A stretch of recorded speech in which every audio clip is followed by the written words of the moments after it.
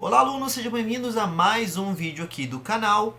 Nessa aula a gente vai lembrar um pouquinho sobre eletrocardiograma, é uma aula de introdução às arritmias cardíacas. Então a gente vai revisar um pouco sobre eletrocardiograma na aula de hoje, falando um pouquinho sobre o que é o sistema de condução do coração, o que é cada derivação, como que a gente avalia o eletro primeiramente, assim que a gente pega ele, como que a gente descobre o que é um ritmo sinusal. Então a gente vai relembrar tudo isso aí de fisiologia, de eletrocardiograma na fisiologia. E se você é um dos alunos que está procurando desesperadamente os meus vídeos de fisiologia cardíaca aqui no canal, eu estou preparando um curso que eu vou passar lá pela Hotmart sobre fisiologia e anatomia cardíaca. Ainda estou preparando, ainda estou bolando as aulas, então vai demorar um pouquinho para sair. Mas se tudo der certo, sai ainda nessa quarentena, não sabemos quanto tempo vai demorar, mas provavelmente vai ser aqui na quarentena. Então fica de olho nas minhas redes sociais, eu comento tudo por lá, tá? Então na descrição do vídeo. Bom, vamos lá falar um pouquinho sobre sistema de condução do coração. Vocês já falaram disso antes e a gente vai revisar um pouco desse conceito. Lembrando que é uma aula de fisiopato, eu estou revisando para os meus alunos de fisiopatologia. Aí ele fala o seguinte, que o músculo cardíaco ele é o único entre os outros músculos capaz de gerar e conduzir com rapidez seus próprios impulsos elétricos ou potenciais de ação. Vocês lembram que eu falei em aula que o coração ele possui 4 características. Ele tem o batimiotropismo, o inotropismo, o cronotropismo e o bromotropismo. Então o coração ele tem 4 características. A gente tem que sempre lembrar dessas 4 características. Uma delas é o que a gente acabou de falar aqui. Ele tem a capacidade de condução. Tem pessoas que ensinam como excitabilidade, condutibilidade, etc. Nesse caso, a gente está falando da condutibilidade. Quem permite a condutibilidade cardíaca são as fibras de condução. Lembrando que o coração ele possui fibras especializadas em condução. Eu quero sempre ressaltar isso aqui, que as fibras de condução não são neurônios. Apesar de todo livro desenhar as fibras de condução amarelas, como eles desenham os neurônios, elas não são neurônios. Elas são fibras musculares especializadas na condução.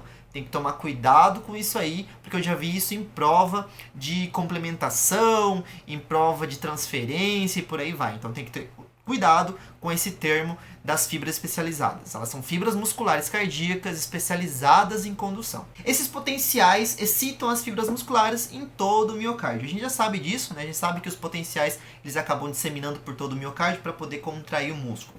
A formação e a condução do impulso dão como resultado correntes elétricas fracas que se disseminam por todo o corpo. Sim, as correntes elétricas do coração se disseminam pelo nosso corpo. É por isso que nós temos derivações que são colocadas nos membros. Então coloca ali no braço direito, coloca no braço esquerdo. Então a gente tem derivações do eletrocardiograma colocadas no corpo, porque a gente tem essa carga elétrica fraca sendo disseminada pelo corpo.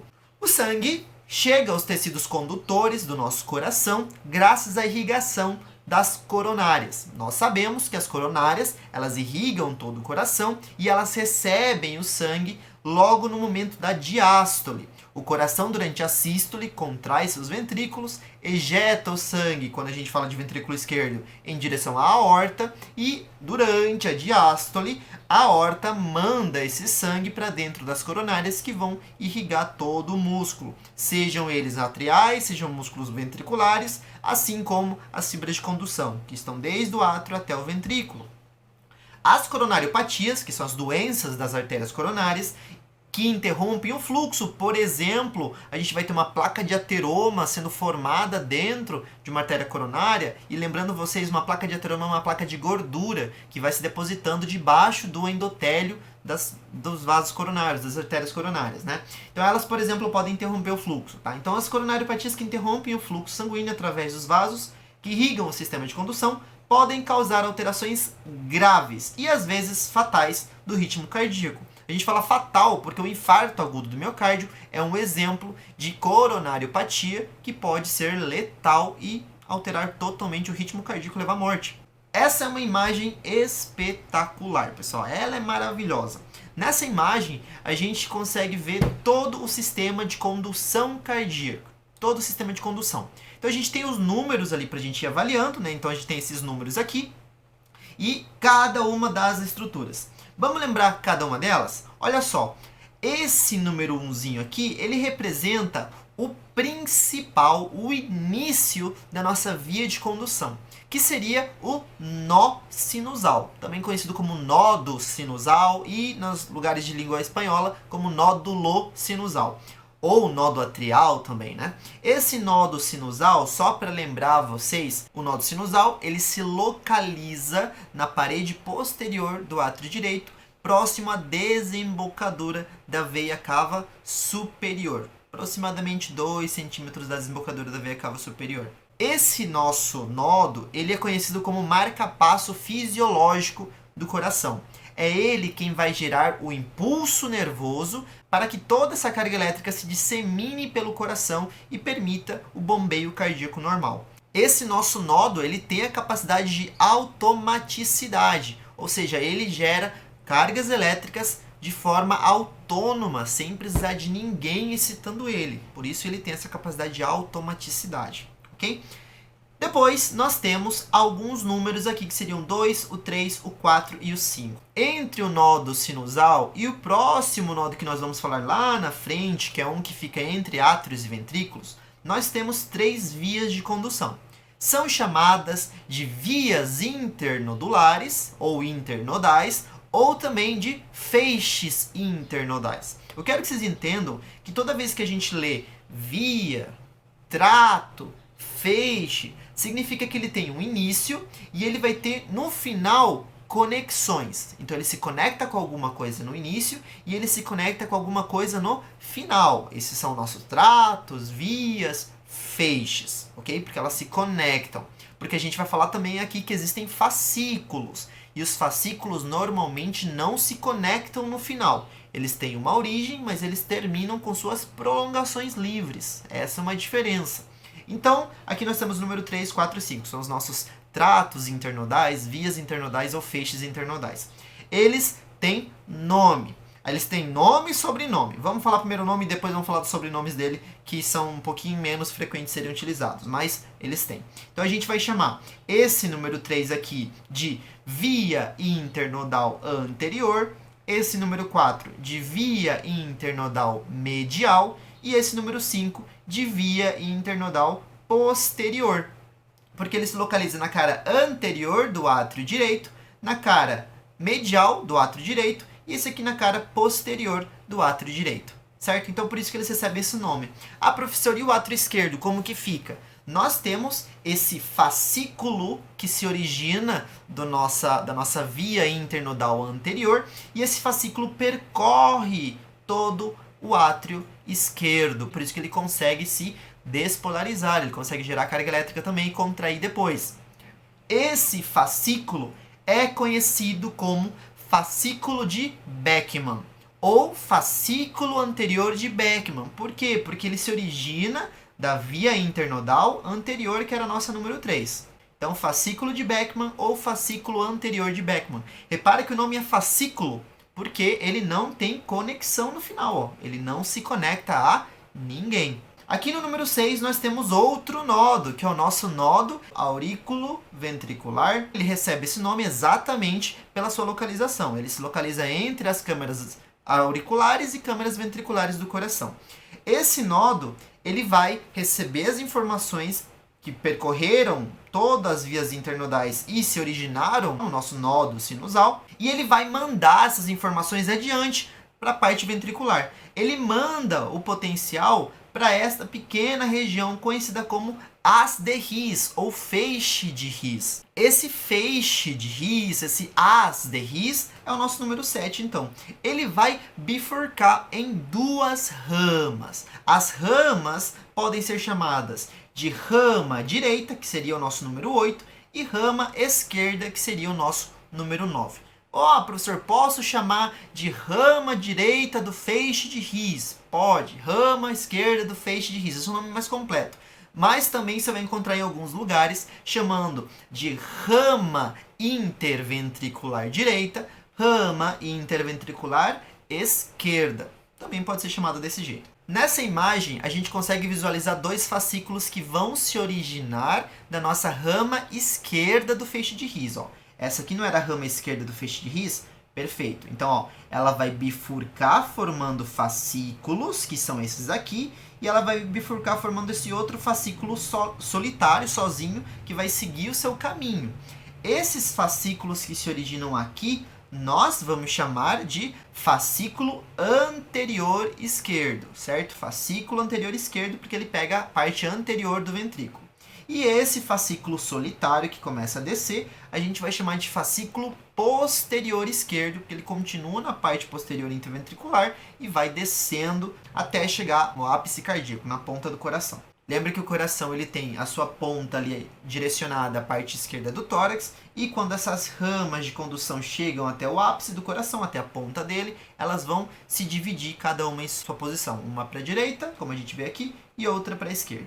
E no final das nossas ramas, quando elas bifurcam para os dois lados, nós vamos ter essas pequenas fibras de condução que penetram todo o nosso miocárdio. Essas fibras que a gente está apontando, ó, aqui e aqui, mas também pode dizer que são essas aqui, são essas, a gente vai chamar de fibras de Purkinje. Fibras de Purkinje são as fibras finais do nosso sistema de condução. São elas que terminam ali inervando, com várias aspas, porque não são nervos, inervando o nosso miocárdio. Elas que vão despejar toda a eletricidade pelo resto do miocárdio. Resumindo rapidão, então, nódo auriculoventricular, fascículo anterior de Beckmann, via internodal anterior, via internodal média, via internodal posterior. Nódo aurículo ventricular, feixe de His, rama direita do feixe de His, rama esquerda do feixe de His, fascículo anterior esquerdo, fascículo posterior esquerdo, fibras de Purkinje. Nódo sinusal ou sinoatrial, né? Ele tem uma velocidade intrínseca de produção de impulso de 60 a 100 vezes por minuto. Existem bibliografias que falam que ele ultrapassa a 100 vezes por minuto, chega até 120 fisiologicamente, mas vamos no básico que nós usamos em todos os livros de base da medicina, que fala de 60 a 100 vezes por minuto, porque estamos falando de uma condução sinusal em repouso, tá? Uma condução sinusal em repouso. Ele é constituído por um grupo de células fusiformes que tem essa capacidade de automaticidade que nós já falamos, ali dá o tamanho das fibras, que por enquanto não me importa muito.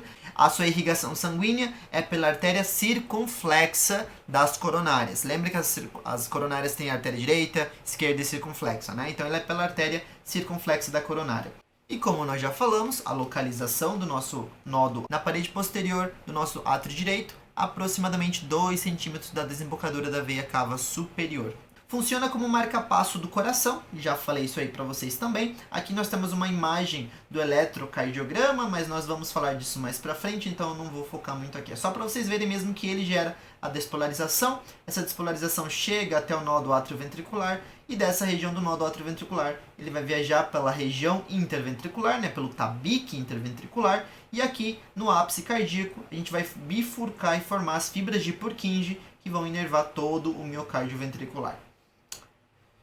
Vias internodais, nós já falamos, e lembra que eu falei que elas têm um sobrenome, né? Então olha aqui, ó, tem 3 vias entre o nódo sinusal e o átrio ventricular. Então o feixe anterior, ou feixe ou via anterior, como nós falamos, chamada de feixe de Beckmann. Como eu falei, pessoal, ó, a gente pode chamar isso aqui de fascículo anterior de Beckmann, e o nosso número 3, que era o feixe anterior, também é chamado de feixe anterior de Beckmann. Ambos são de Beckmann, tá? Esse aqui é de Beckmann e esse de Beckmann. A diferença é que esse aqui é fascículo e esse aqui é feixe, tá? Ou via, ou trato, ok? Mas não pode chamar de fascículo, porque o fascículo não se conecta a nada, certo?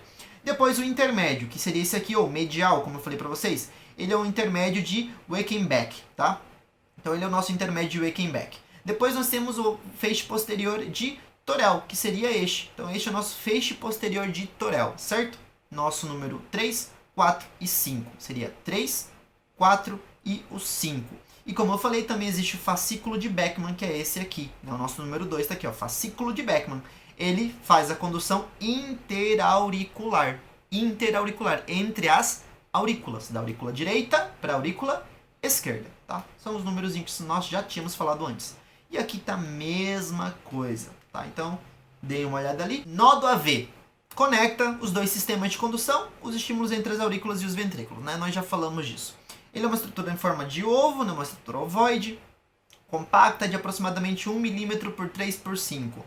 Velocidade intrínseca dele é de 40 a 60 vezes por minuto. Por que ele tem uma velocidade intrínseca, professor?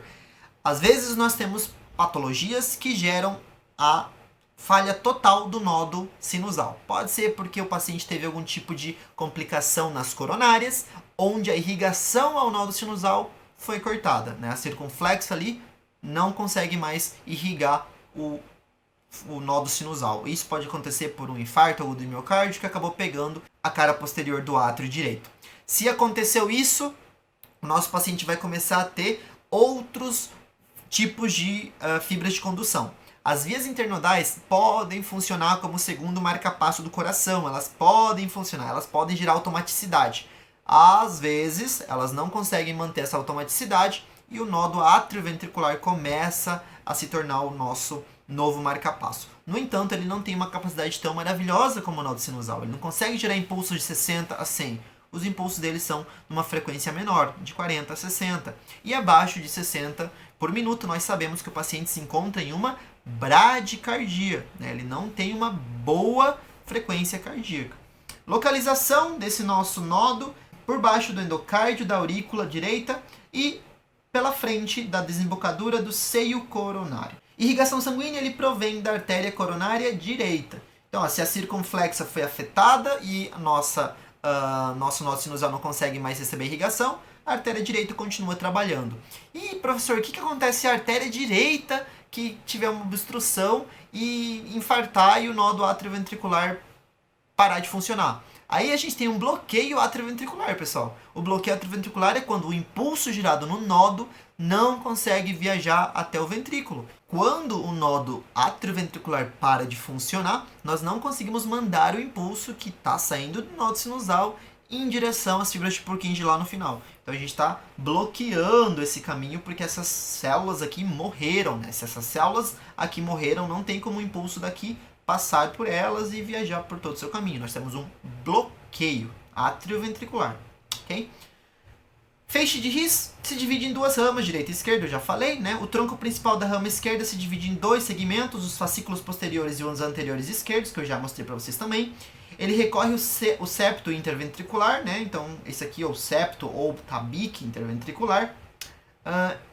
Nele se produz um atraso, né, que oferece um benefício mecânico para que a aurícula complete sua ejeção de sangue em direção ao ventrículo durante a diástole, né? Nós sabemos que nessa região aqui nós temos um pequeno atraso de condução para que a aurícula possa contrair um pouquinho antes dos ventrículos, porque os dois não podem bombear ao mesmo tempo. Então a aurícula contrai primeiro, depois os ventrículos contraem, ok?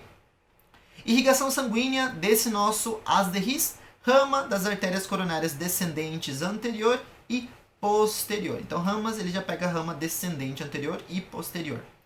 Sistema de Purkinje. Sistema de Purkinje são as fibras finais, né? As ramas do As de His transcorrem através dos tecidos subendocárdicos em direção aos músculos papilares, que é a região mais interna do coração.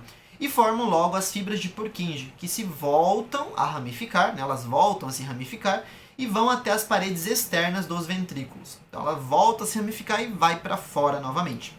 Ela consta de fibras largas que permitem a condução rápida dos impulsos e a excitação quase simultânea das massas ventriculares direita e esquerda, com um atraso de apenas 0,6 segundos. O tempo entre a contração do lado direito e esquerdo demora apenas 0,6 segundos, ok? A velocidade intrínseca desse sistema é de 14 a 40 vezes por minuto. É o que acontece, professor, quando tem um bloqueio AV. O que vai acontecer então? Como que o paciente vai ficar vivo? Ele morre na hora? Não, as fibras de Purkinje se tornam o último marca-passo. E elas começam a gerar contrações numa frequência baixíssima. O paciente não consegue nem mais fazer exercícios leves, como levantar da cama, caminhar da cama até a cozinha. Ele tem que fazer tratamento imediato. Então esse paciente tem já uma frequência baixíssima, de 14 a 40 por minuto. Lógico, o gasto cardíaco desse paciente vai estar minúsculo, tá? Paciente com baixo gasto. Isso leva a uma insuficiência cardíaca nesse paciente, porque ele tem baixo gasto cardíaco, tá? Uma insuficiência cardíaca de baixo gasto. Sistema elétrico do coração nós já falamos, então vamos passar. Potencial de ação, né? Então, ó, fenômeno elétrico desencadeado quando o estímulo alcança tecidos excitáveis, né? Se divide em 3 fases do coração nosso potencial de ação: estado de repouso, estado de despolarização e estado de repolarização. Repouso é quando não tem alteração na carga elétrica, despolarização é quando ele fica positivo, repolarização é quando ele volta ao estado de repouso. Então ele vai perdendo positividade e se tornando negativo novamente. Então aqui nós estamos vendo, ó, rapidinho, ó, esse é o processo de repouso, nosso número 4 é a fase de repouso, nós vamos falar da fase 0, 1, 2, 3, 4, tá? Depois nós temos o processo de despolarização, depois nós temos o processo de repolarização, ó. 1, 2 e 3 são os momentos de repolarização, tá? Então, ó, os potenciais de ação cardíaca se dividem em 5 fases. Fase 0, 1, 2, 3 e fase 4, tá? Então, 0 conta como uma das fases. 0, 1, 2, 3 e 4. Então, fase 0, ó, ascenso e despolarização rápida, fase 0. A fase 1 corresponde a um período de repolarização temprana ou inicial, que seria esse pequeno momento onde nós temos um descenso rápido da repolarização. Depois nós temos a fase 2, que seria o período de platô ou meseta. Depois nós temos a fase 3, que é o período de repolarização rápida final. Esse aqui é o período de repolarização rápida final. E a fase 4, que é o nosso período de repouso, onde não tem nenhuma alteração da carga elétrica. Tá? Esse é o nosso potencial de ação cardíaco. Vamos entender por que existem essas 4 fases? Para isso, nós temos que lembrar que o músculo do coração ele tem 3 modalidades de canais iônicos, 3 tipos. Toda vez que a gente fala modalidade, são tipos. Tá? Canais de sódio rápido, canal de sódio cálcio lento e canal de potássio. Pelo sódio, só entra sódio. Pelo sódio cálcio, entra sódio cálcio. E pelo canal de potássio, sai potássio. Por que entra e por que sai? Princípios da fisiologia. Dá uma olhada no vídeo do capítulo 4 do Guyton aqui do meu canal para você lembrar por que o sódio não sai pelo canal. Ele entra, tem a ver com concentração, né? Tem mais concentração fora, então tem que entrar no coração, tá? Isso aí é conceito básico de fisiologia, você tem que relembrar isso aí. Fase 0. Fase 0, né? Que era aquele período de ascenso rápido, de despolarização rápida, né? Pessoal, eu não vou ficar lendo tudo isso, eu só vou mostrar aqui para vocês. Então nós lembramos o quê? Nesse momento de despolarização rápida, nós temos a abertura dos canais rápidos de sódio. O que a gente quer dizer com canal rápido? Que ele se abre rapidamente e permite a entrada de grande concentração de sódio dentro do músculo. Essa imagem aqui eu acho maravilhosa. Por quê? Vocês estão vendo o nosso potencial de ação desenhado, né? Aqui, ó, desenhado bonitinho, né? Como a gente falou. Fase 0, fase 1, fase 2, fase 3 e fase 4 em repouso. Imaginem que dentro do potencial nós estamos imaginando que é o coração, é a parte interna, o líquido intracelular do coração, tá? Imagina que fora do potencial nós estamos pensando que é a parte externa, o líquido extracelular que está ao redor do coração, tá? Então olha só, por que subiu de repente esse potencial? Foi lá em cima. Por que na fase 0 tem a despolarização, né? Porque abre canal de sódio, que está desenhado por essas duas barrinhas aqui, e sódio entra rapidamente dentro do músculo. Quando o sódio entra, ele tem carga elétrica positiva. Então a fibra rapidamente despolariza, porque o canal é rápido. Pronto, terminou a fase 0, é isso aí. Abriu o canal de sódio rapidamente, entra sódio muito rápido para dentro do coração. O potencial de membrana muda de um valor de repouso de menos 90 mV, que é quando ele está em repouso, aqui menos 90 mV, e ele vai até um valor de 20 mV positivo. Essa despolarização rápida ela é responsável por gerar o complexo QRS no eletrocardiograma. Você sabe que quando nós estamos olhando o eletro, não tem esse desenho. Porque esse desenho é como eles mediram a primeira vez lá e viram como acontece o potencial de ação no músculo. Não tem nada a ver com o eletro, é só a despolarização do músculo, eles queriam ver como funciona. Porque o eletro não leva em consideração só um eletrodo, ele leva a junção de vários eletrodos. Então, nessa imagem está representando na fase 0, essa fase aqui, que é a fase de subida, o complexo QRS, que nós vamos falar mais pra frente. Na fase 1 é o momento de repolarização inicial, tá? Que é esse momento aqui, tá? Esse momento aqui. Então, ó, se produz durante o pico do potencial de ação, quando chega no ponto positivo, e aí vai ter a abertura de um canal diferente, ó. Nessa fase 1, pessoal, o que acontece, ó? Quando a fase 0 termina, alcança 20 mV positivo, os canais de sódio, que são canais rápidos, eles se fecham. No entanto, os canais de potássio se abrem, certo? Os canais de potássio se abrem. Esses canais de potássio, eles permitem a saída de potássio de dentro do coração. Então, sai potássio, ó. Nós estamos vendo a abertura de canais de potássio e o potássio sai do coração. Como o potássio é um cátion, ele tem carga elétrica positiva, nós perdemos positividade para o exterior. E isso faz com que a carga volte, tende a descer novamente, a tentar a sua repolarização. No entanto, ela não chega à repolarização e ela entra na fase 2, que é a fase do platô. Por quê? Porque nesse momento se abrem os canais lentos de cálcio sódio, ou de sódio cálcio, que é a mesma coisa. Então abrem os canais lentos de sódio cálcio. Esses canais lentos, como o próprio nome diz, eles já estavam tentando abrir lá no início da fase 1, mas eles não conseguiam abrir porque eles são lentos, tá? Eles são lentos. Então eles terminam de abrir agora na nossa fase 2. E nesse momento, enquanto o potássio está saindo, o sódio e o cálcio estão entrando, só que mais lentamente. Eles estão entrando. Então nós temos cargas elétricas saindo e cargas elétricas entrando, ambas positivas. Tanto a que sai de potássio é positivo, quanto a que entra de sódio e cálcio são positivas. E é por isso que nós temos o nosso platôzinho, ó. Nós temos a nossa meseta, porque tem carga elétrica saindo e entrando. Então nós temos o mesmo ganho e a mesma perda.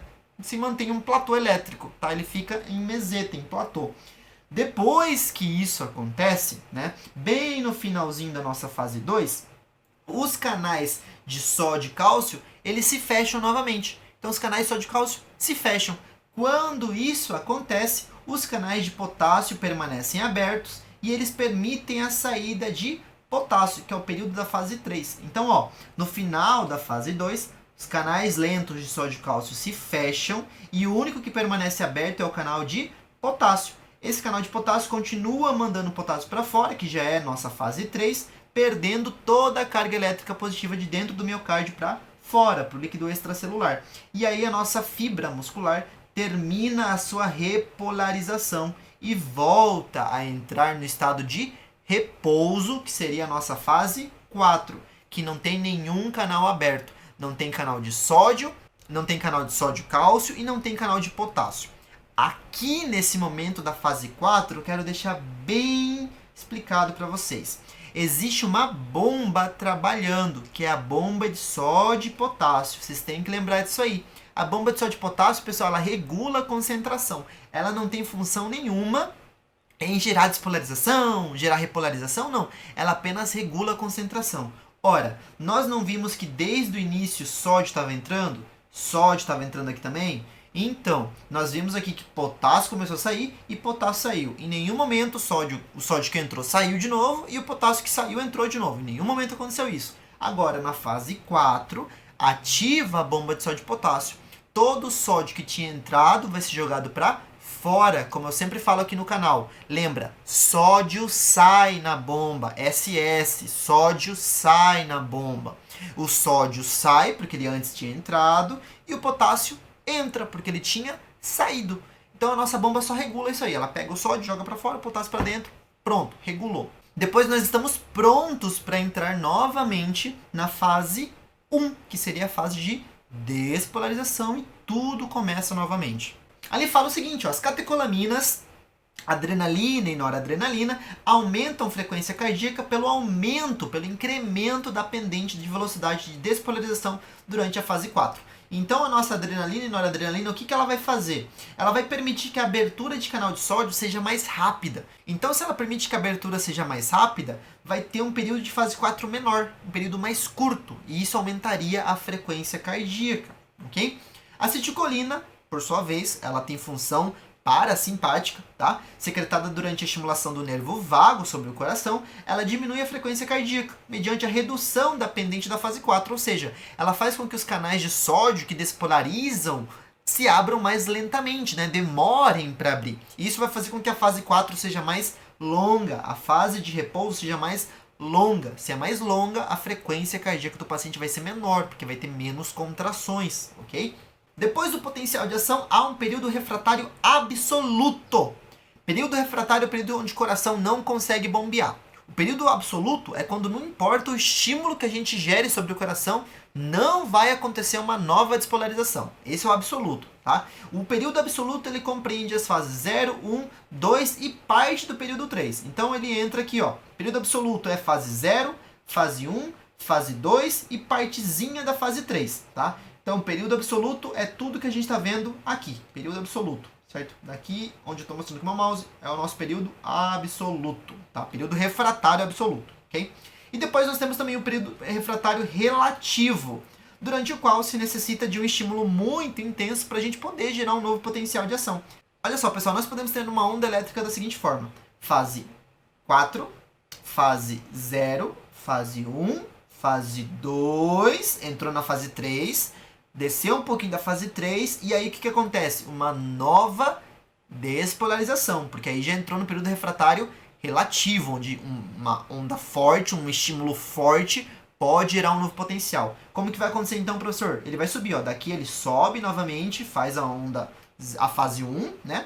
Aí ele vai fazer, depois da fase 1 ele faz a fase 2, fase 3, vai descer novamente, se o estímulo aparecer de novo, ele vai gerar uma nova contração.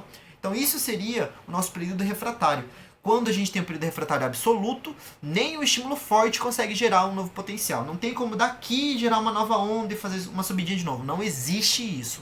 Já no período refratário relativo, um estímulo forte pode sim gerar uma nova despolarização do coração. Também existe o período de excitação supernormal. O período de excitação supernormal é bem no finalzinho da fase 3, junto com a fase 4, que é um período onde o estímulo fraco pode gerar sim uma nova despolarização. Que é esse período aqui, ó, fase 3 e fase 4. É o período de excitação supernormal. Um estímulo fraco pode gerar um novo potencial. Isso aí acontece quando você está correndo. Quando você está fazendo exercício físico, o seu período de excitação supernormal ele está sendo super excitado, porque você precisa aumentar a sua frequência. Não adianta mandar uma frequência de 100 se você precisa de mais fluxo nos músculos. Então você começa a ter uma frequência de 120, 130, 140 e assim sucessivamente, graças ao período de excitação supernormal, ok? Eletrocardiografia, aí a gente entrou no eletro. Então tudo isso foi uma introduçãozinha para a gente poder falar de eletro, certo? Então vamos lá, pessoal. Eletrocardiografia. Nós sabemos que a eletrocardiografia é um registro gráfico da atividade elétrica do coração. A gente utiliza vários eletrodos, tanto pré-cordiais quanto eletrodos periféricos, para avaliar graficamente as ondas do coração. Okay? Com o eletrocardiograma, a gente pode informar frequência cardíaca, ritmo e eixo elétrico do coração. Então ele serve para diagnóstico. A gente tem que lembrar que uma boa leitura de um eletrocardiograma ajuda a salvar vidas. Então tenta lembrar sempre disso. Uma boa leitura ajuda a salvar vidas, porque eu posso agir mais rapidamente se eu souber o que eu estou olhando e eu posso escolher a minha terapia mais rapidamente também. Quais são as derivações que nós temos? Eu vou ensinar aqui vocês rapidão isso aqui, porque é só um repasso, né? A gente não vai ficar explicando um por um, mas vamos lembrar como coloca os eletrodos ali no coração? Então, pessoal, as derivações pré-cordiais é o que a gente coloca no pré-córdio, ou seja, na região anterior do tórax, que é o nosso pré-córdio. São 6 derivações, V1, V2, V3, V4, V5, V6. Lembrando vocês que tem uma ordem. Eu tenho que tentar começar pelo V1. Eu vou colocar o V1, eu vou colocar o V2, eu vou colocar o V4, daí eu volto pro V3, aí eu coloco o V5 e o V6. Por que eu faço isso? Ó, aqui nessa imagem está perfeitamente explicado. E o V1 a gente vai colocar no quarto espaço intercostal, na linha parasternal direita. Então a gente vai encontrar o quarto espaço intercostal e chegar até a linha parasternal direita. Sempre me perguntam em aula, professor, como eu sei qual é o quarto espaço intercostal? E às vezes é incrível, porque eu vejo alunos do 8º semestre perguntando uma coisa tão simples dessa que eles já deveriam ter visto. Pessoal, é o seguinte, você sempre tem que encontrar o ângulo de luz. Pesquisa aí anatomicamente onde é o ângulo de luz no nosso corpo. Ele se localiza entre o manúbrio do esternon e o corpo do esternon. Tá? Então, entre o manúbrio e o corpo existe uma angulação, que é a união dos dois. Ele forma uma pequena elevação entre essas duas uniões. Esse é o ângulo de luz. Do ângulo de luz, você coloca o seu dedo para a direita e desce bem pouquinho, coisa de meio centímetro. e o seu dedo vai encaixar no espaço intercostal direito. Esse é o segundo espaço intercostal. E aí você começa a contar. Você vai para o terceiro e chega até o quarto. Contadinho, conectadinho ali com a linha do externo, você coloca o seu primeiro eletrodo, certo? Que seria este aqui, né? O nosso V1. Depois você vai fazer a mesma coisa e vai para a linha paraesternal esquerda, quarto espaço também, é o nosso V2. Depois você vai ir para o V4. Você vai colocar no quinto espaço intercostal, linha hemiclavicular. Como que eu vou fazer isso? A mesma coisa. Encontrou o ângulo de luz, né, que se localiza mais ou menos aqui. Lembre que entre o manúbrio do externo e o corpo, a gente também tem a união das nossas costelas, da segunda costela. Então a gente vai encontrar o ângulo de luz, vai em direção à segunda costela e desce um pouquinho. Como eu falei, meio centímetro, a gente encontra e encaixa o dedo aqui no segundo espaço intercostal. Daí a gente vai terceiro espaço, quarto espaço, quinto espaço. A gente vai olhar para a clavícula do paciente e a gente vai medir bem o meio da clavícula. A gente vai puxar uma linha imaginária e do nosso quinto espaço também. Nós vamos chegar até o meio da clavícula. E a gente vai colocar o nosso V4 bem nessa linha hemiclavicular. Aí, o que a gente vai fazer? A gente vai olhar o espaço entre V2 e V4 e bem no meio a gente vai marcar um ponto. Esse é o lugar do meu V3. Professor, importa se está em cima de uma costela? Não importa, é ali mesmo que ele vai ficar. Depois nós vamos para o V5. O que a gente vai fazer? O V5 é a mesma coisa. Quinto espaço intercostal, mas na linha axilar anterior. Linha axilar anterior é a linha da axila. Você sabe que a axila ela tem linhas, né? Ela tem a linha da parte anterior, a linha posterior e a linha média. Então ele tem 3 linhas. A gente vai colocar o V5 no quinto espaço intercostal esquerdo, linha axilar anterior. E o V6 é no quinto espaço intercostal esquerdo também, só que na linha axilar média, bem no meio. Eu já vi uma vez no plantão, colocando o eletrodo e aí veio alguém falar assim, mas o eletrodo está do lado do tórax, ele está ali do lado, ele tem que ser mais para frente. Jamais, se é na linha axilar média, não tem como você colocar na frente do tórax, pelo amor de Deus. Eu já vi gente colocando na frente, vai sair errado o seu eletro. Tá? Ele vai sair errado. Derivações frontais dos membros. Aqui, pessoal, nós temos que lembrar que nós temos derivações que se colocam no braço direito, braço esquerdo, perna esquerda, tá? A gente chama de derivações D1, D2, D3, tá? Eu sempre fazia um jeitinho de lembrar. Vocês estão vendo eu espelhado, né? Mas façam do jeito que eu tô falando, tá? Ó, eu aprendi assim e eu gravei e nunca mais esqueci. Eu sempre falava que o meu D1 era derivação do braço direito junto com o braço esquerdo. Então, eu fazia esse sinal aqui, direito, esquerdo, D1, tá? Isso aqui é meu D1, certo? O meu D2 é o direito de novo e a perna esquerda. Então, fazia esse traçado aqui, tá? Então, braço direito, perna esquerda. E o meu D3, ele pega o braço esquerdo, perna esquerda. Então, são 3 derivaçõezinhas, D1, D2 e D3. Certo? Eu sempre fiz assim e eu nunca mais esqueci. Eu estudei desse jeito não porque um professor falou, mas porque eu pensei na hora, ó, então D1, D2, D3. E nunca mais esqueci, porque virou algo mecânico. Virou igual andar de bicicleta. Eu subo na bicicleta, não sei que eu tenho que pedalar do direito e depois do esquerdo. Mesma coisa, virou algo mecânico, é como fazer o sinal da cruz. Só que eu faço isso aqui. Então eu nunca mais esqueci, certo? D1, D2, D3. Ok? Então essas são as nossas derivações. E aqui embaixo está mostrando o nosso triângulo de Einthoven, né? O triângulo de Einthoven é uma área cardíaca que nós usamos numa lei eletrocardiográfica, mostrando as derivações, ó. Do braço direito ao braço esquerdo é o nosso D1, ó. D1, direito, esquerdo. Do nosso braço direito para a perna esquerda é o nosso D2, ó. Direito para a perna esquerda. E do braço esquerdo para a perna esquerda é o nosso D3. Braço esquerdo, perna esquerda, tá? Nosso D3. E nós também temos as derivações que não somam as derivações, não são resultado da soma das derivações, mas sim elas representam apenas os membros. Então aqui nós estamos vendo, ó, o AVR, AVL e AVF, que está sendo representado no triângulo de Einthoven também. AVR é a derivação do braço direito, right, R de direito. Braço esquerdo é o AVL, left é o nosso braço esquerdo. E o AVF é a nossa perna esquerda, né? Foot, vem de foot, perna esquerda, em inglês, certo? Então, AVR, right, AVL, left, braço esquerdo, e AVF, foot, certo? Nossa derivação de esquerda, a perna esquerda. Então, aqui nós estamos vendo qual é a corzinha, né? Vermelho, amarelo, verde, e a perna direita a gente coloca o negro, né? a pincinha negra, que ela apenas seria o nosso terra, nossa derivação terra, certo? Ela não representa nada no eletrocardiograma. O que a gente vai olhar no eletrocardiograma? O que a gente vai olhar no eletro? Onda P, complexo QRS, onda T. Vamos rapidinho aqui, ó. Eu vou mostrar logo para vocês isso aqui. Então, ó, nós temos no eletrocardiograma, né? O eletrocardiograma ele é desenhado ali com várias ondas e num papel quadriculado milimetrado de 1 milímetro. Então aqui a gente vai perceber a onda P, complexo QRS e onda T. Como é um repasso, né? Como é o nosso repasso de eletrocardiograma, eu vou falar bem rápido, porque isso aqui vocês já deveriam saber. A onda P, ela representa a despolarização atrial, o complexo QRS representa a despolarização ventricular e a nossa onda T, ela representa a repolarização ventricular. O que eu quero olhar num eletrocardiograma, professor? O que eu quero olhar no eletro? Vocês têm que lembrar que o eletro não tem apenas ondas, ele tem segmentos e ele tem intervalos. E eu sempre tive dúvida, professor, o que é um intervalo, o que é um segmento?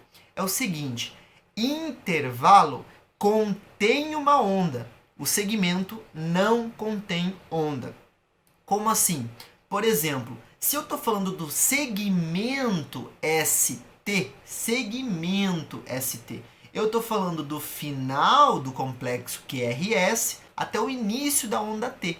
Então o segmento não tem nenhuma onda dentro dele, ó, não tem nenhuma onda. Agora, quando eu falo de intervalo ST, eu falo do final da onda S até o final da onda T. Então eu tenho uma onda T dentro do meu intervalo ST. Se eu olhar para o meu intervalo PR, segmento PR, é a mesma coisa.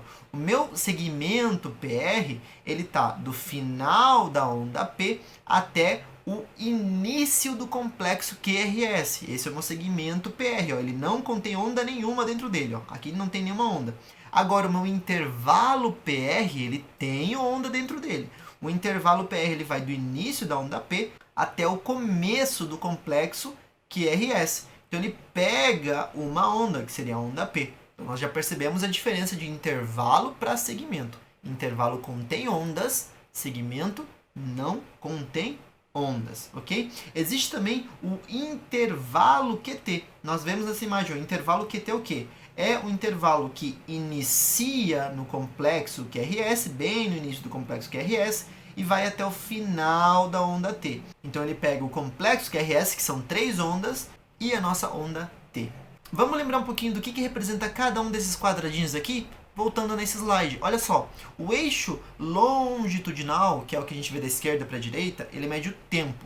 O eixo vertical, ele mede a eletricidade, a carga elétrica. Então, ó, eixo horizontal, ele serve para ver segundos. O eixo vertical, ele serve para ver amplitude de impulsos em milivolts. O tempo está em segundos. Aqui no slide seja o seguinte, ó, cada linha horizontal grossa representa 0,2 segundos e cada linha horizontal fina, ela representa 0,04. O que é isso?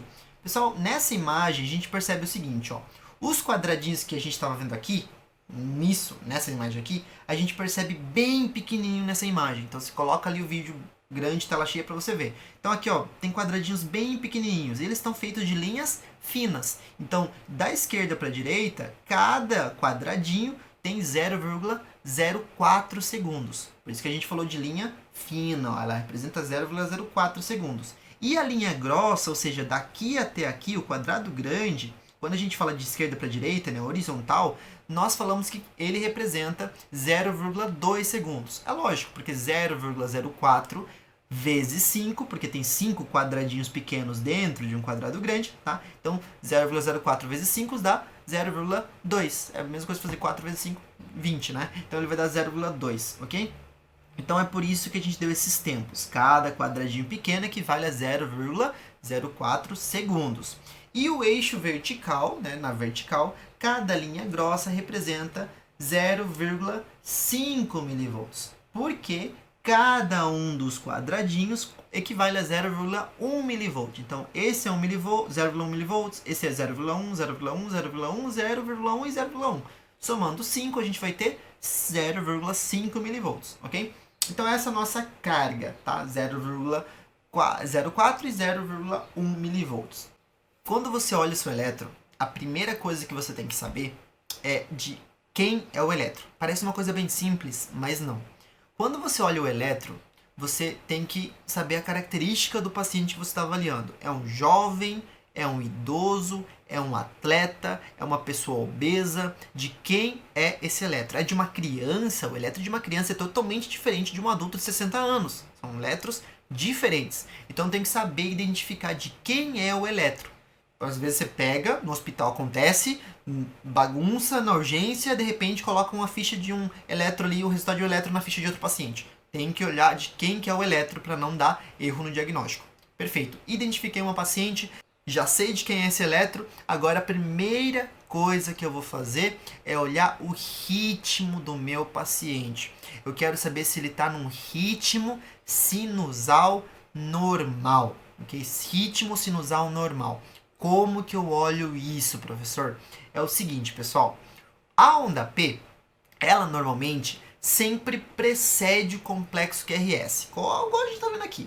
Vai ter fisiologicamente uma onda P, depois nós vamos ter um complexo QRS e depois nós vamos ter uma onda T. Então a onda P sempre precede o complexo QRS.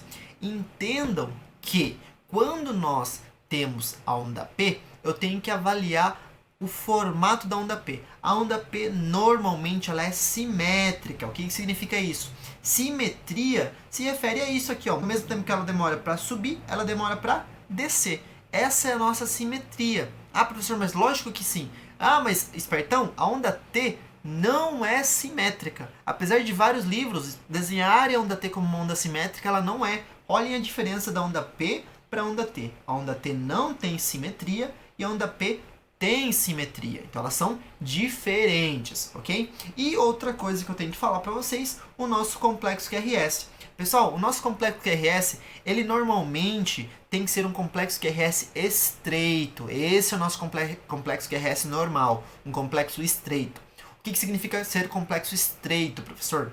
É que na sua longitude horizontal, ele não pode ser maior do que 2,5 quadradinhos. Ele não pode ter uma longitude horizontal maior do que 2,5 quadradinhos. Vamos contar aqui, ó. Então ele começa aqui e termina aqui, certo? Então daqui até aqui nós temos um quadradinho, certo?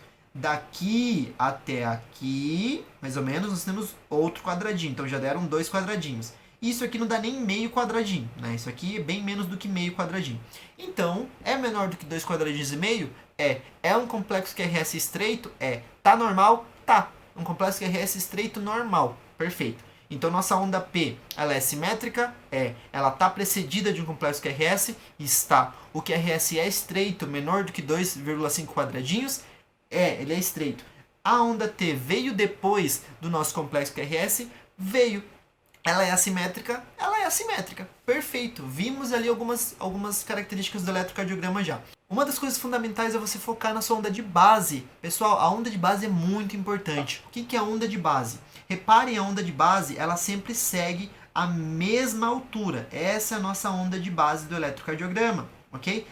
Tudo que está acima da onda de base, eu digo que é positivo. Tudo que está abaixo da onda de base, eu chamo de negativo. Então, a onda P, nessa imagem, ela é positiva, a nossa onda R, ela é positiva e a onda T é positiva. As ondas Q e ondas S são ondas negativas. Eu tenho que olhar para essa característica da linha de base, porque existem algumas alterações eletrocardiográficas que, por exemplo, acontece bastante com o segmento ST, onde ele não fica na linha de base, ele vira uma onda. Então, ele vira como se fosse uma onda de base mais para baixo ou mais para cima que o normal. Ou seja, o segmento ST fica aqui embaixo. Então a gente vê a onda S terminando aqui. E o segmento ST fica aqui embaixo. E depois aparece a onda T.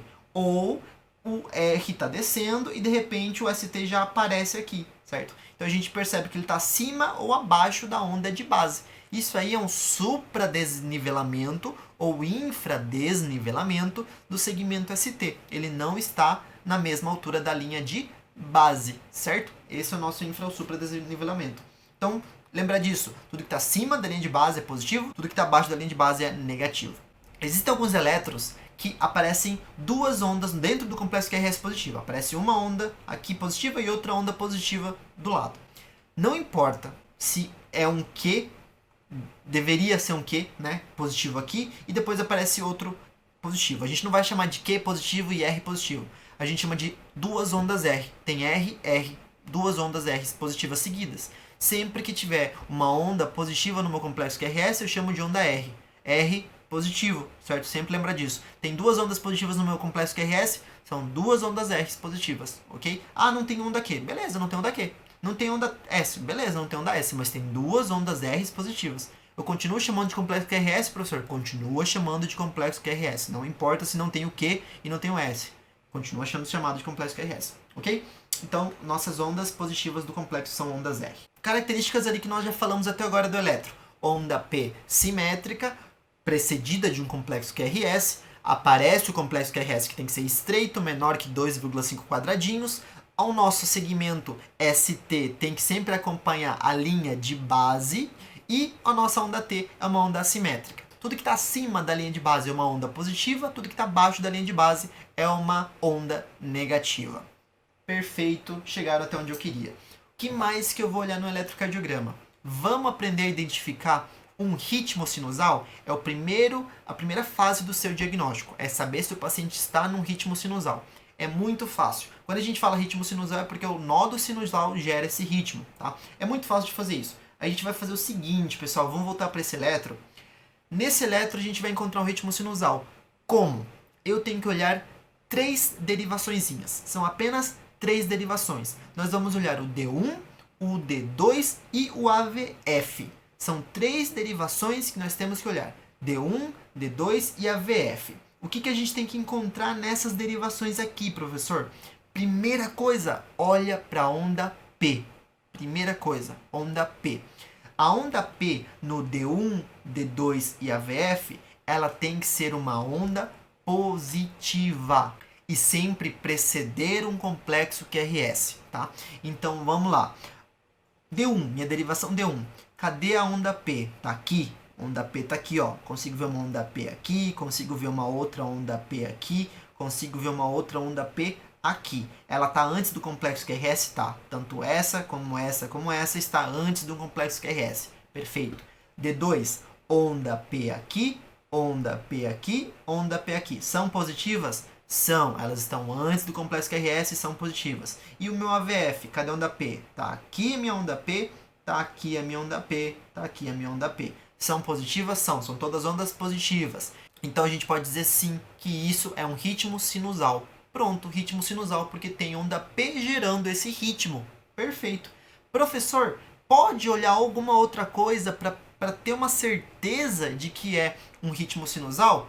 Se você encontrou a onda P positiva em D1, D2 e no AVF, você vai encontrar as outras coisas que eu vou falar já aqui então. Você pode olhar, você vai encontrar, tá? Mas eu vou explicar para você, vou citar para vocês. Vocês vão olhar no AVR e vocês vão olhar também no V1. O que vocês vão encontrar no AVR e no V1? É o seguinte, pessoal. No AVR, vocês vão encontrar uma onda P negativa. Olha aqui uma onda P negativa. Olha aqui outra onda P negativa. Mais uma onda P negativa. E no V1, o que você vai encontrar? No V1, você vai encontrar uma onda P que inicia positiva e termina negativa. Ela faz como se fosse um S deitadinho, ó. Segue meu dedo, ó. Ela faz um S deitado, certo? Olha aqui o nosso V1, ó.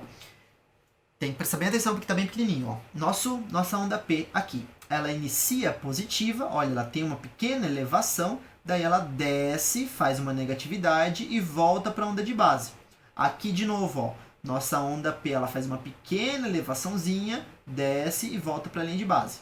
Nós podemos fazer aqui também, ó, uma pequena elevaçãozinha, faz uma linha negativa e volta para a linha de base. Então ela vai ter essa pequena elevação. Aqui a gente vê perfeitamente, ó. Às vezes você pode falar, professor, mas eu não estou vendo. Mas procura em um dos lugares da sua derivação que você vai encontrar esse pequeno detalhezinho dela elevando. Lógico, não é um S perfeito, não vai se enganar achando que todo elétron é bonitinho, maravilhoso, você não vai encontrar um S perfeitinho. Mas tem, aqui a gente consegue perceber a pequena elevação da onda P e depois a descida, né, a parte negativa da onda, e depois ela retorna novamente fazendo o seu complexo. Então, nós encontramos essas duas características que eu falei. negatividade da onda P no nosso AVR e onda P, início positivo e final negativo, parecendo um S na nossa derivação V1. Preciso encontrar isso sempre? Não, é só você olhar D1, D2 e o seu AVF que você vai perceber. Tudo tem ali uma onda P positiva precedendo um complexo QRS? Tem. Então é um ritmo sinusal. Perfeito? É um ritmo sinusal. Aqui nós temos, para finalizar a aula, o valor de onda P, complexo QRS, intervalo PR, intervalo QT, o tempo deles, tá? Eu vou deixar ali para vocês, a bateria da câmera está terminando, na verdade o tempo de gravação está terminando. Uma nova imagem mostrando nosso intervalo PR, lembra que ele pega onda, intervalo QT ele pega o complexo e a onda T, segmento ST ele não pega nenhuma onda, né? E o nosso complexo QRS. E para finalizar, pessoal, frequência cardíaca. Como que a gente vai avaliar a frequência cardíaca do paciente? Eu vou olhar no eletrocardiograma ali e já sai o valor de frequência. Vamos parar de ser preguiçoso? Vamos calcular a frequência? É o seguinte, você vai contar o intervalo entre R e R. Então aqui eu vou mostrar para vocês uma coisa que eu não tinha mostrado, eu tinha esquecido, inclusive, que o intervalo entre R e R é o intervalo entre uma onda R até a próxima onda R. Isso é um intervalo RR, tá? Então a gente vai avaliar esse intervalo RR. Quando eu avalio esse intervalo entre duas ondas R's ali, eu posso contar minha frequência. E eu vou fazer da seguinte forma. Se de repente tiver dois quadrados grandes entre um R e um R, a gente vai falar que a frequência do paciente é 150 por minuto. Ou seja, ele está com uma frequência de 150 por minuto. Se só tem um quadrado grande, 5 quadradinhos pequenos, eu falo que ele tem uma frequência de 300. 3 quadrados grandes, 100. Vamos entender por que acontece isso? Vamos entender? Olha só, quanto tempo nós falamos na horizontal que valia cada quadradinho pequeno? Tempo era 0,04 segundos, certo?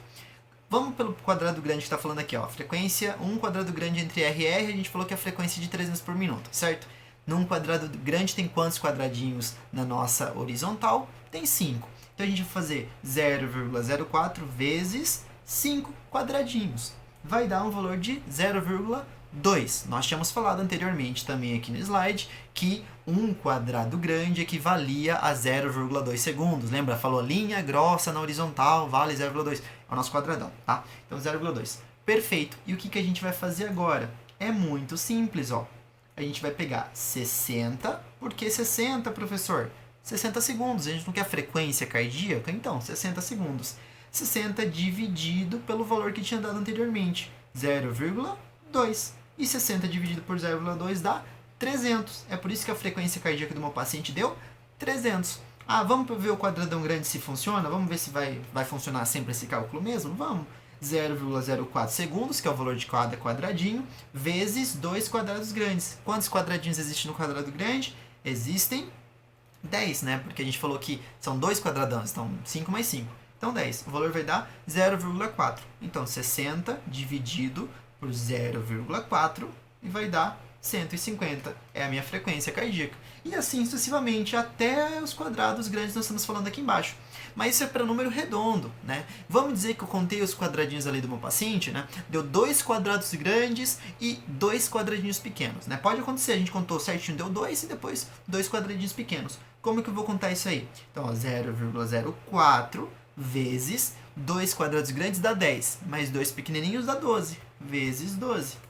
0,48. O que eu vou fazer? Eu vou fazer 60 dividido por 0,48. A frequência do meu paciente é 125 por minuto. E assim sucessivamente, pessoal. Assim que vocês vão calcular a frequência cardíaca do paciente. Vocês podem fazer vários exercícios, pensem em quantos quadradinhos. Pega no Google, coloca lá eletrocardiograma de ritmo sinusal. Abre as imagens e começa a contar os quadradinhos, calcula, pega 0,04, multiplica pelos quadradinhos, pela quantidade de quadradinhos, e o resultado, né, você vai pegar 60 e vai dividir pelo resultado. Pronto, deu a frequência cardíaca. Essa é a sua frequência cardíaca, certo? E para finalizar, né, como a gente falou antes, o que é o ritmo sinusal? Já falei, né? Como que a gente vê ritmo sinusal? Então, ó, onda P em D1, D2 e AVF. Em AVR você vai encontrar onda negativa e a onda P você também vai encontrar ela em formato de Szinho, lá na sua derivação V1, né? a onda P também ela é precedida de cada complexo QRS. E o PR é constante. O que é PR, professor? Esse segmento PR é constante, sempre vai ter, porque sempre vai ter uma onda P precedida de um complexo QRS. Então é isso, pessoal. Espero que vocês tenham gostado do vídeo. O vídeo ficou longo, né?